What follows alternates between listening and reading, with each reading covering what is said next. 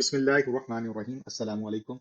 My name is Muhammad Asim. I'm working as DevOps engineer. Guys, in this video, we are going to set up the AWS managed EKS cluster, and we are going to do that from the Terraform. Other thing we are going to do that is the setup of EKS service accounts. Why we need those, I'm going to show you because of the security reason. And we are going to set up two types of EKS accounts. From the two types, I mean, from the security perspective, I'm going to show you the two types with the security perspective. So for that, I've created a repo for you guys. In this, first of all, we are going to set up the EKS cluster from the Terraform managed module. And what you need to do, simply navigate to this section for the creation of service account. For the setup of the EKS cluster, we're going to set up from this directory, right?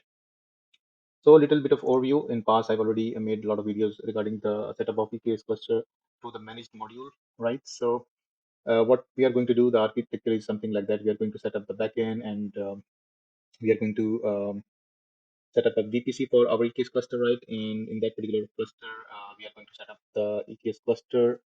I mean, in that particular VPC, we're going to set up our EKS cluster with the version 1.2, right? And this is the stuff I've already covered a lot of stuff in my previous videos. And then what we are going to do, we are going to set up the EKS managed modules.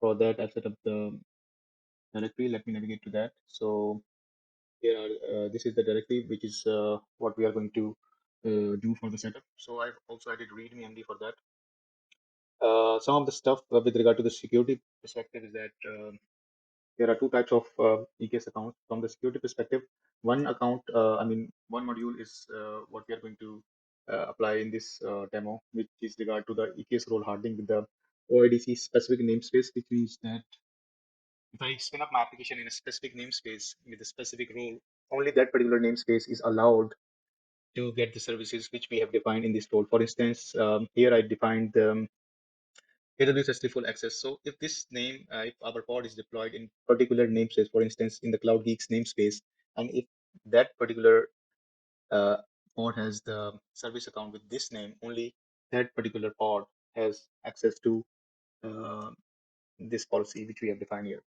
So this is one thing which we are going to set up, and the other thing is the assume role. Assume role here, I mean, just like when you attach a role to a EC2 instance, for understanding, I'm saying it's pretty much like that, which means that if your pod is deployed in any namespace, right, and if it has that particular I'm role ARN attached, which has the specific policy, that's the full access. So you see, the difference is that that particular pod is then able to access the specific resources no matter what which namespace it is deployed, but it should have the ARN which we are going to set up. So these are the two types I'm going to demonstrate, and then we are going to do the testing. For the testing of the application, for instance, we are going to create a namespace Cloud Geeks with this name, and we are going to create a service account. First of all, we are going to test our application with the ARN of this, I mean, whatever we are going to use in our account. We are going to update the ARN, right? For instance, with the low hardened security, right? So just like as I discussed with the EC2 assume role. And the third is the deployment. So here we are defining the service account name, right? And our application is going to copy that particular file in this particular area, right? So that's the demo. So what we are going to do now, we are going to first of all needs to spin up the EKS cluster.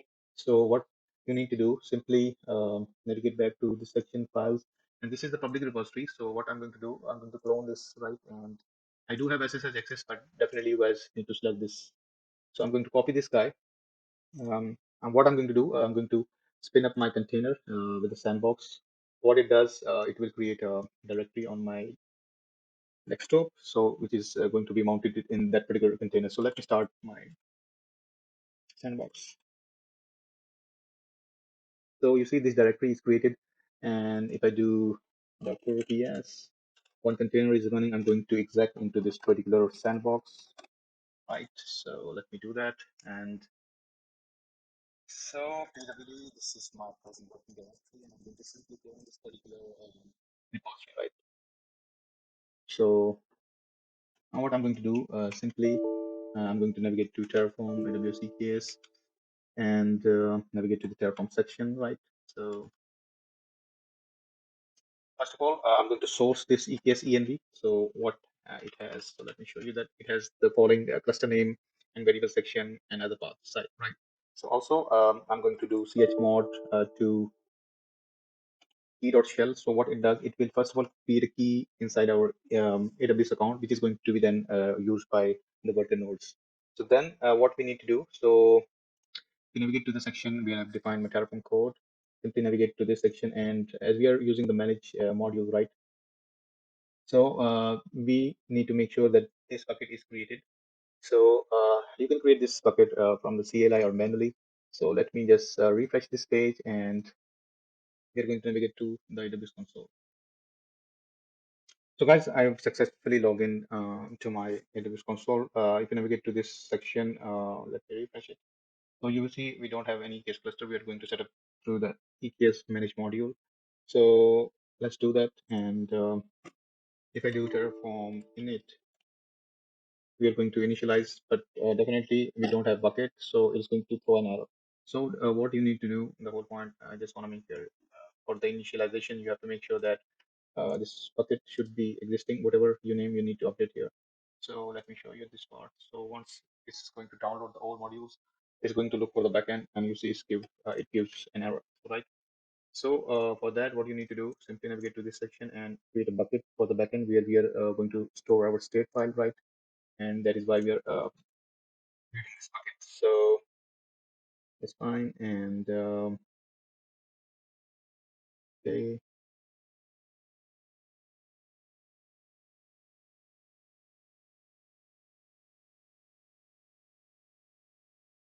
okay, we are going to enable the versioning. So anyway, let's create a bucket if this bucket is available, and it is going to create this particular bucket for us. And so let's try to do init again.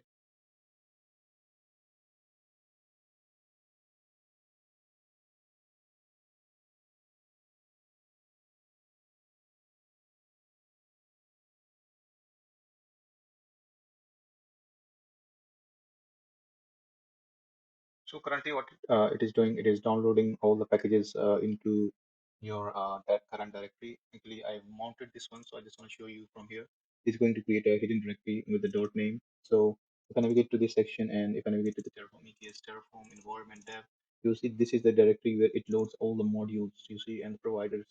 So this is I want to show you. So backend has been initialized. So what we are going to do, we are going to apply the stuff. So let it deploy. It will show us what it is going to deploy, and we are going to apply that particular stuff, right? And let me do that. So okay, and it is going to create the cluster for us, and some of the stuff regarding the deployment. We are going. We have set up our backend, and then it is going to create a VPC with these side ranges, right? And we are going to have one NAT gateway, right? So with one public private subnets, along with that, we're going to create EKS cluster. This is the version, right? And these are some of the settings that we are going to deploy that particular cluster in that VPC ID. We are going to use the private subnets, which means that our worker nodes are going to be deployed in the private subnets, right? And we are not going to write any kubeconfig. We're going to simply use import the cluster using the AWS EKS kubeconfig command, right? And these are some of the useful links you can simply use these links to have more reading about these modules which we are using here. So node group, the name of the node group is going to be this, and T3 medium we are going to use only one node. And what it does, it creates auto scaling group at the backend with these settings. Desired max minimum capacity is 1 1, and 30 gigs DB3 is going to be our required volume, right? So for the EBS, and this is going to be encrypted disk. I mean, this volume is going to be encrypted, and let's navigate back to the section where we are looking to deploy the EKS cluster. Once it is start deploying, I'm going to pause the video because it will take some time to create that. So, so this is the demo, guys, and these are some of the links I've already added with regard to these modules which we are going to set up. So this is I already covered. So let it deploy, right? And once everything is done, I will be back. So till then, let me just show you the stuff little bit that what it is started doing at the back end. It is going to if you navigate to simply type VPC here and navigate to the VPC section. All these are managed modules. We are using it. So you see at the backend, it is going to spin up a VPC with this side range, and once the VPC is available, it is going to create the cluster for us. And you see it is started, and it will take some time. So guys, I will be back with you guys in a moment, and then we are going to use a managed module for EKS service account. So wait, please. Thank you. So guys, while cluster is setting up for us, what we are going to do, we are going to navigate to this directory, right, and open this in another tab. We are going to set up some of the stuff with regard to the testing of our application and service account, right? So here I've written the README MD. What I'm going to do, I'm going to create one bucket, right? So why we are creating this bucket, and let me show you this part.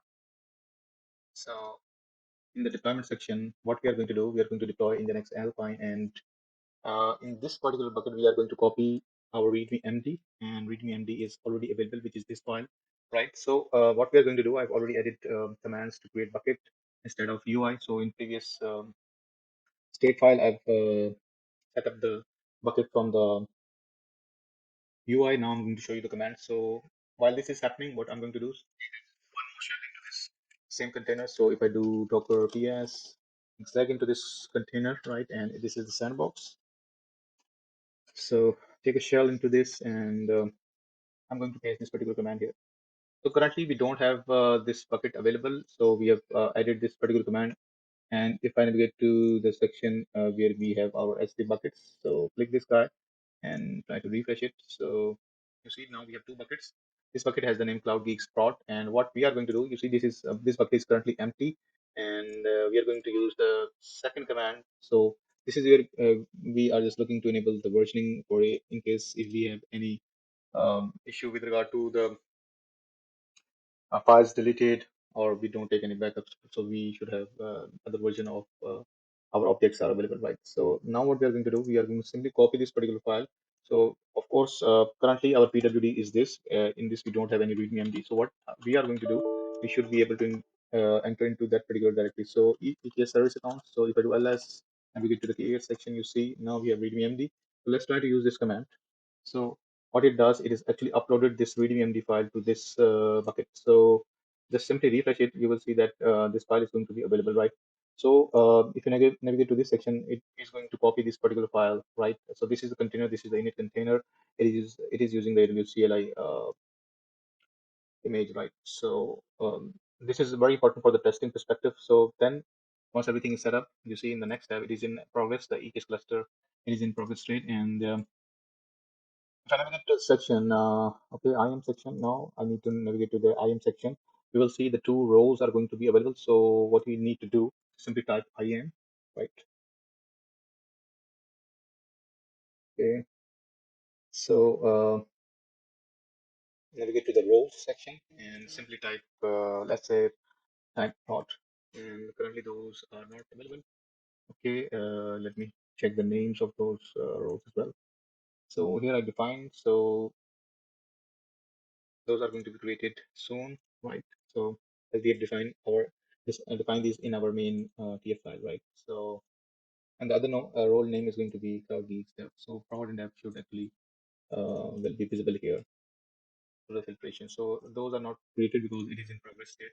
So this is the stuff I'm doing here to give you a complete demonstration for the testing. It is not just the creation of IAM service account. We are going to actually test our service accounts as well. So before creating it, I mean, in actual dev or production environment, you can simply do the testing. So here we are setting up our EKS cluster VPC, and then we are going to set up our service accounts all through the managed modules of the Terraform.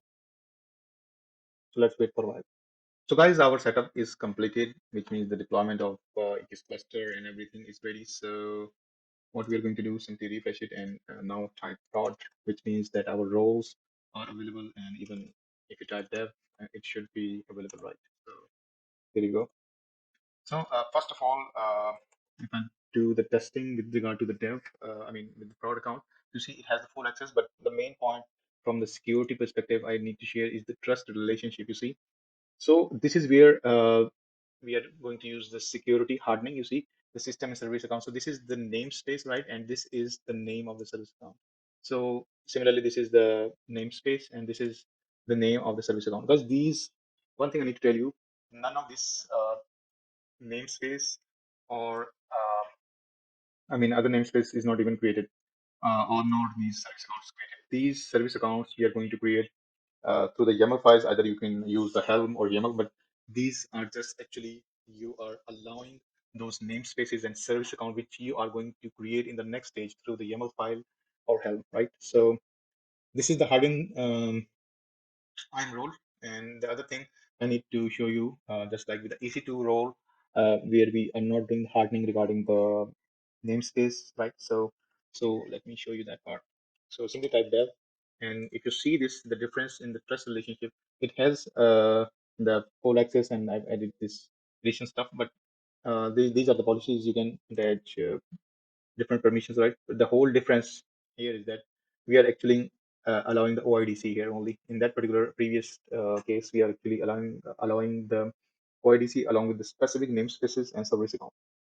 So now what we are going to do, let's navigate back to the section. First of all, we are going to test our application, right? So let's do the testing with the dev. So first of all, click this guy. This has the ARN, right? So, and if I navigate to the EKS section, service count. So what we're going to do, we are going to update this particular guy. So if I navigate to this section, we have this directory which we have cloned, right? And I'm going to navigate to this, and we have create section. And what I'm going to do, I'm going to update this service account YAML file. So here you need to provide the ARN, right?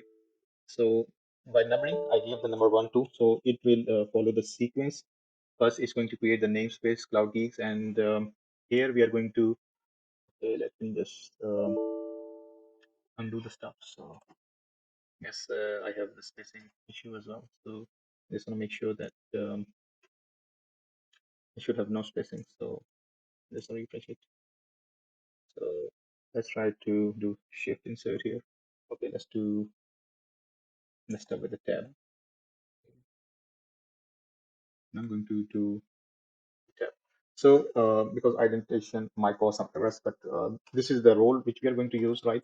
And now I'm going to show you all the files which I've already shown you. So this is the namespace we are going to create, and let me show you the third file. Third file is actually the name of the service account. Here I'm using this service account name, right? So it is going to deploy the Nginx Alpine container, but the init container is going to use the AWS CLI container, and is going to copy the file from our bucket, because we have given the full access of AWS S3, right? So okay, everything seems to be fine. So let's try to first of all import our cluster. So this is the AWS CLI command, AWS EKS update kubeconfig config, right? So let's do that, and you should provide the name of the cluster, which is Cloud Geeks EKS dev, and the region is going to be US East one. So let's try to check kubectl get nodes. We have this one node cluster for this demo, and this is the version of this particular node. And let's try to okay, I can apply it, but I just wanna import our cluster, right? So let's try to open this in Lens, and I've already covered the, I mean, I've project credential outside my cluster. So in order to import this cluster to this guy, so let's try to click that, and from here, okay, let's remove the old stuff. Let me do that, and it's clear now. So what I'm going to do, let me open the git bash, and I'm going to use the same command which I've used regarding the cluster update in the config. So it's going to update the context. So it will give me an error. So let me update this. So let's try to use this command, and context is update. So kubectl get nodes, we should be able to see nodes. We should be able to see nodes outside our, container. So right. So by default, it is going to pick up the cluster from your home config. So this is the default.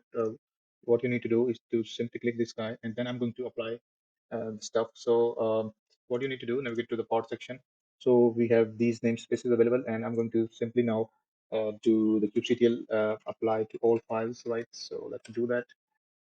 So it will sequentially created the stuff you see. It has created the namespace, then it has created the service account, and it has deployed the Nginx uh, container. So this is the namespace now available. So you will see shortly that the container is spin up. So what we are going to do, we are going to check the logs of this file.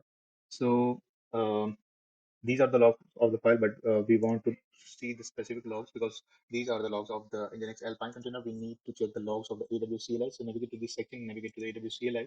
You see it has the same AWS README MD. It has copied that particular file. So this is exactly same file which we have actually used in our deployment. So let me show you that part as well. So this is the same README MD we are actually getting in our logs, right?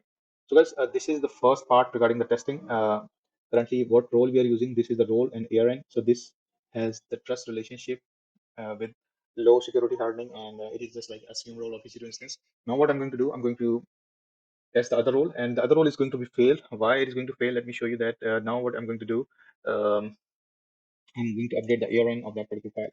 So let me show you that. So for that, simply I need to update the ARN. So previously we have used the dev ARN with the low security in a way that it is going to use the same machine role like an EC2 instance. It is not actually very low, but we are going to even harden the security by to a specific namespace. So for that, what we have a role named prod. So simply we are going to use this particular node. And as I already shown you, the stuff regarding the trust relationship.